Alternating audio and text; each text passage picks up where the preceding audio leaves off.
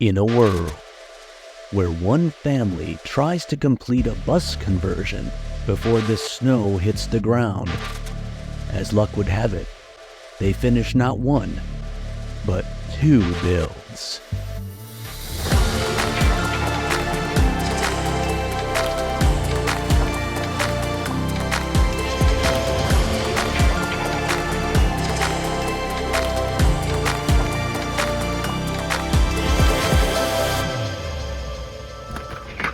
Can we talk about expectations for a minute?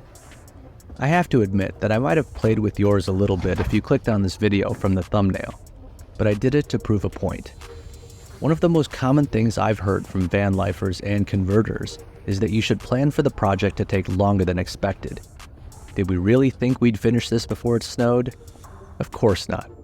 Professionals that do this take months to do conversions, and this is assuming that the vehicle's already empty and running. We're amateurs who've never done this, and we're learning as we go. There are bound to be delays and setbacks, but can we really count this as one? After all, we got it in October, and I'd initially said I just want to get it up and running before it gets cold and wet. Well, as of December 1st, we've accomplished that. But now what? With a couple of things still left under the hood, is it possible to get anything done during the winter months?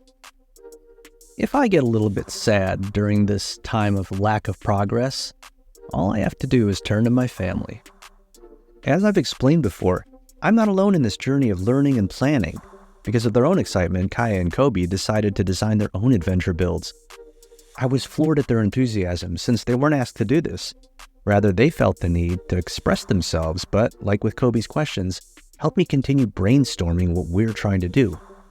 Let me know in the comments what you think about their design choices. Would you want these features in your build? It is my campervan I built from scratch. It has an awning, and the awning can turn to solar. And it also has under here a rope you can attach a tow with. They have a driving area right here and a little kitchen, and there's a bedroom and a little bunk bed right there. What's your favorite feature of your adventure vehicle? Probably the top. Why do you like the top? Well, this is a solar panel and then an awning. So what's the thing that you are most excited about with our adventure van? The kitchen. The kitchen? So we can live in it and we have food. This is my adventure bus / RV that I built.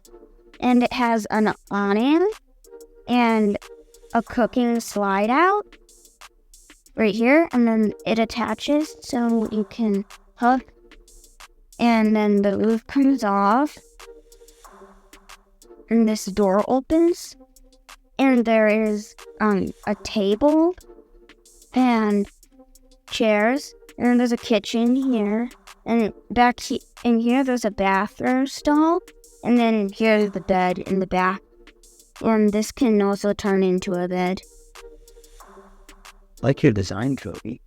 Yeah, it's not on me. I used this for it. Like, I got this Lego set, built it, but then I extended it out more. It's like longer now. I also put new tires on it.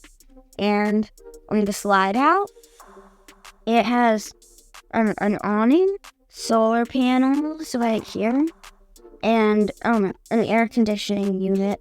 What's your favorite feature of your adventure vehicle? I think like the slide out. I made it because our real adventure van, we're gonna make that. I'm gonna put a slide out on it, so I copied it. And I also copied some of the things in van space. Is there any advice you can give me on things that I can do for our bus that you did on your bus? Bunk beds. Bunk beds. I want bunk beds. I added bunk beds. If there's one thing from your bus that you would put in our bus, what would it be? Well, there's kind of everything that our bus would have in it. There's nothing that it won't have. So, probably everything. Well, clearly the expectations bar has been set pretty high by my kids. But while I work on inventing a combination awning solar panel, Cora keeps her feature wish list a little more reasonable. A table. A wood table. A wood table? With snow on the ground outside and Lego designs inside, I retreat to the garage where I can see about getting something done. So while we're talking about expectations, let's talk a little bit about power consumption. Behind me, I've got the Bluetti AC200Max.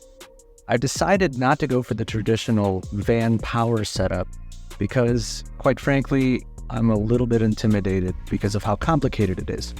And since I'm not confident enough to wire some car batteries and inverters and a lot of other connections myself, I've opted for the Bluetti power source that has become a go-to for a lot of van lifers because of its convenience. Everything that's wired in a typical van conversion is actually built into the Bluetti, and it actually serves the function pretty well. I'm not going to give the full spec rundown on the AC200Max, because if you're watching this, you're probably aware of it. Just know that it's got all the outputs that I could possibly use. What's cool is that it also has the convenience of being able to monitor all the power consumption as well as all the power that's going into the Bluetti. Since it's pretty cold outside and it's pretty late, I'm going to do a quick, well, maybe not quick, test for the power consumption on the refrigerator that we're going to have as part of our kitchen setup.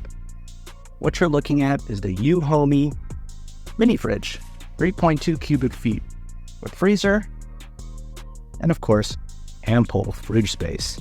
Some of the more expensive options, like the Dometic fridges, are really cool. However, they're not quite in my price range. $200 definitely fit the bill. Honestly, I would rather have more space and be able to keep my food refrigerated than have to deal with something that's almost like just a cooler and not have enough for my family of 5. I love the features, and as you'll see later, I'm going to incorporate this based on its size and shape. It's about 32 inches in height, and that's actually going to match my kitchen setup, which I'll get into in a different episode as we're building the kitchen.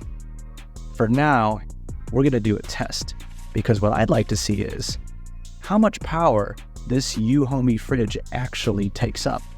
So what's your prediction? Will the Euhomy fridge fulfill our expectations and stomachs for this build? Or will it eat up all the power and make me reconsider the setup? Let me know in the comments and stay tuned for part 2. And be sure to like this video, subscribe to the channel, and make sure you turn on notifications.